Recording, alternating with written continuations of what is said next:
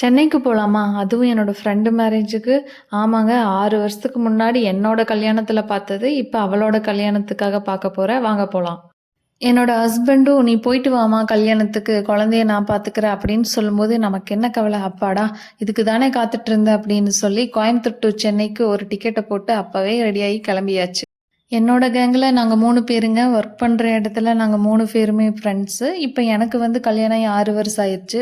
இவளுக்கு இப்ப கல்யாணம் ஆகுது. ஆக்சுவலி இவளுக்குலாம் கல்யாணம் ஆகாது. சாமியாரா போவோன்னு நெனச்சோம். திடீர்னு ஒரு நாள் கால் பண்ணி, "எனக்கு கல்யாணம்டி வந்துருடி" அப்படின்னு சொல்லும்போது ஷாக்கா தாங்க இருந்தது.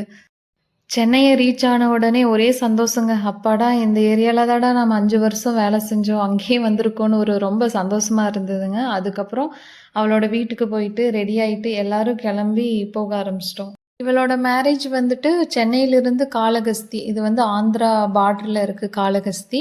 அங்க தான் அவளோட மேரேஜ் நடக்க இருக்கு. அதனால நாங்க சாட்டர்டே மார்னிங் ரீச் ஆனோம். தென் மார்னிங் ஒரு பஸ் புக் பண்ணியிருந்தாங்க. அங்கருந்து எல்லாரும் ஃபேமிலி, ஃப்ரெண்ட்ஸ் எல்லாம் வந்த உடனே அந்த பஸ் எடுக்க ஆரம்பிச்சாங்க. அந்த டிரைவர் என்ன பண்ணாருன்னு தெரியல. வேற ஒரு ரூட் செலக்ட் பண்ணிட்டு ராங்கான ரூட்ல ஒரு 2, 3 மணி நேரம், 4 மணி நேரமா போயிட்டுருந்தாரு. அதுக்கப்புறமா தான் தெரியும் அவரு போனது இன்டீரியர் ஏரியால போயிட்டு இருந்திருக்காரு.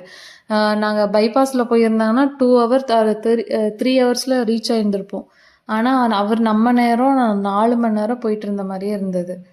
இதுல பசி வேற எப்படா சாப்பாடு வாங்கி தருவீங்க அப்படின்னு வெயிட் பண்ணிட்டே இருந்தோம். போற வழியில ஒரு நல்ல ஹோட்டல்ல வந்து இட்லி, பொங்கல் இதெல்லாம் சாப்பிட்டுட்டு அப்படியே நாங்க கிளம்ப ஆரம்பிச்சுட்டோம். அந்த ஏரியாவும் நல்லா இருந்தது. மலைக்கு, அந்த கிளைமேட்டுக்கு, அந்த